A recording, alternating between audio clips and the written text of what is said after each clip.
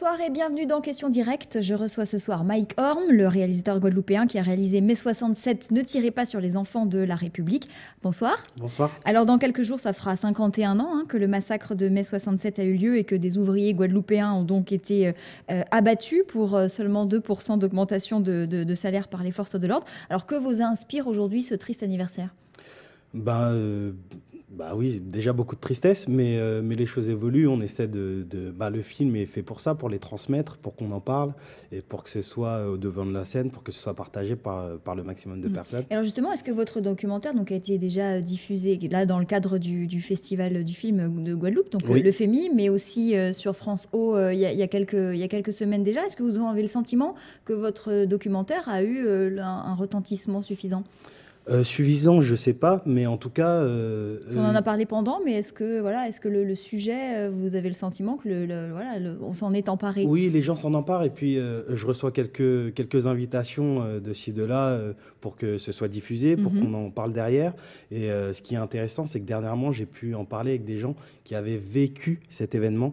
J'avais jamais eu ce retour direct. Vous avez le sentiment que votre documentaire a pu libérer la parole? J'en aurais pas la prétention, mais en tout cas, c'est une pierre à l'édifice pour la libérer. Mais alors, votre démarche en réalisant ce documentaire, elle était quoi? Politique, citoyenne ou historienne? Pourquoi pas les trois? En tout cas, il y a une démarche engagée de votre part. Clairement engagée. Et puis, je l'ai fait aussi pour moi, parce que j'avais besoin de connaître mon histoire pour pouvoir avancer. Donc, oui, parce que c'est aussi des événements qui sont totalement absents des livres scolaires. Totalement. Comme l'était l'esclavage il y a encore pas si longtemps. Exactement, donc pourquoi pas, je pense qu'on va avancer et qu'à un moment donné, ça fera peut-être partie de notre histoire officielle. Mais moi, oui, je l'ai fait d'une manière engagée et passionnée. D'ailleurs, est-ce que vous avez essayé de faire en sorte que ce documentaire puisse être diffusé dans les écoles? Pas moi directement, mais là, pendant mon séjour en Guadeloupe, il est diffusé dans certaines écoles et puis je peux avoir un débat et un retour direct avec ces élèves qui ne connaissent pas tous leur histoire et donc qui la découvrent ou qui la redécouvrent et qui, j'espère, vont la transmettre eux à leur tour. Alors c'est vrai que ce qui manque dans les événements de mai 67, ce sont des documents, des archives. Alors on l'a vu récemment, le conseil départemental a lancé une grande consultation pour pouvoir collecter tous les documents dont les citoyens guadeloupéens disposent. Est-ce que vous pensez que les gens vont spontanément aller livrer les documents qu'ils possèdent? Alors je l'espère, mais j'y crois pas des masses si on n'en a pas parlé beaucoup pendant 50 ans. Parce que les gens restent profondément traumatisés, ne veulent pas en parler? Oui, bien sûr, les gens ont encore peur, alors que je ne pense pas qu'il y ait des raisons d'avoir peur. Donc les gens sont profondément traumatisés, ont peur d'en parler, et puis ils sont dans le déni. Peur de la répression à nouveau de l'État? Oui, aussi. Et puis ils ont plus envie d'y penser, ils ont envie de faire comme si ça n'avait jamais existé. Alors, dans votre documentaire, vous donnez donc la parole aux témoins, aux victimes. Est-ce que les gens que vous avez pu rencontrer, vous avez le sentiment qu'ils se sont facilement livrés quand même? Pour certains, c'était compliqué quand même, puisque ils en avaient... Même pour ma mère n'en avait jamais parlé, donc rien que pour elle, c'était très compliqué de se livrer. Elle vous avait jamais raconté? Jamais, parce qu'elle aurait voulu que ça n'ait jamais existé, quoi. Donc elle était dans le déni. Elle était dans le déni total. Donc pour elle, c'était très compliqué d'en parler. Ma grand-mère aussi. Et puis après, il y a d'autres personnages d'autres personnes qui sont plus habituées à ce genre de choses, à pouvoir livrer leurs sentiments sur cet événement. Et donc, pour eux, c'est beaucoup plus simple. Et d'ailleurs, vous avez le sentiment que c'est objectif quand ils se livrent? Non, parce que l'histoire, de toute manière, par essence, n'est jamais objective. Ça dépend de l'endroit où on est situé, de l'endroit où on a vu la chose, etc. Par exemple, Clint Eastwood avait très bien fait ça en faisant 2 films qui opposaient les Américains et les Japonais. Oui. Et suivant le film qu'on voyait, on prenait parti pour les Américains, puis pour les Japonais, ou en tout cas, on comprenait le pourquoi du comment.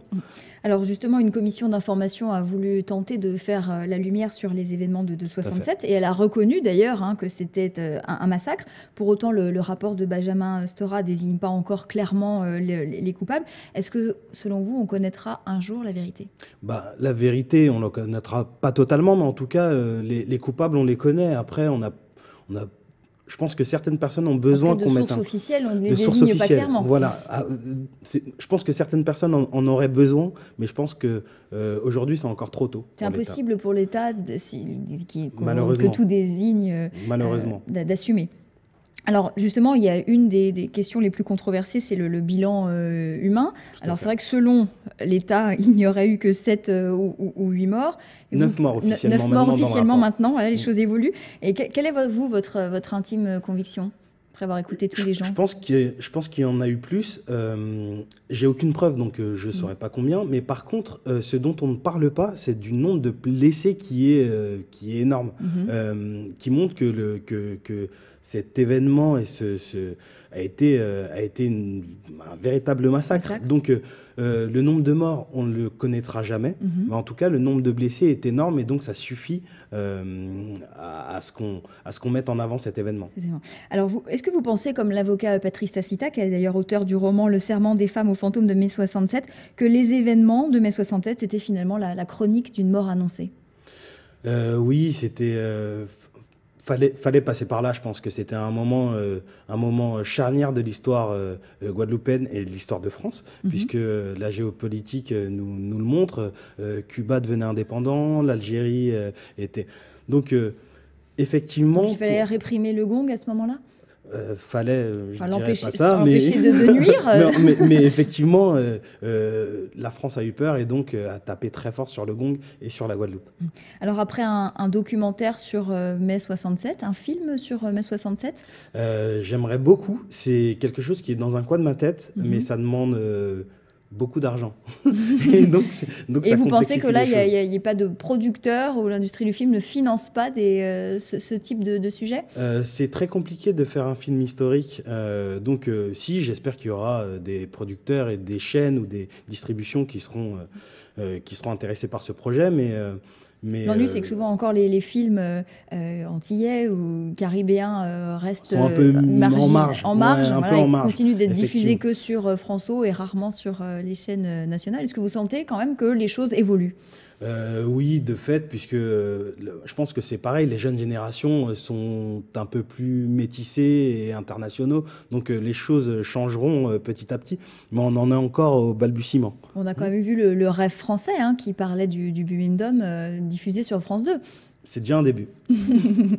Alors, est-ce que vous avez le sentiment aussi que sur les événements de mai 67, il y a eu maintenant, on a une grosse production littéraire. Est-ce qu'il faut que l'art ou la littérature pénètre l'histoire pour qu'on finisse par en parler? Ah, tout à fait, il faut qu'il s'en empare. C'est par là qu'il faudra passer pour la transmission.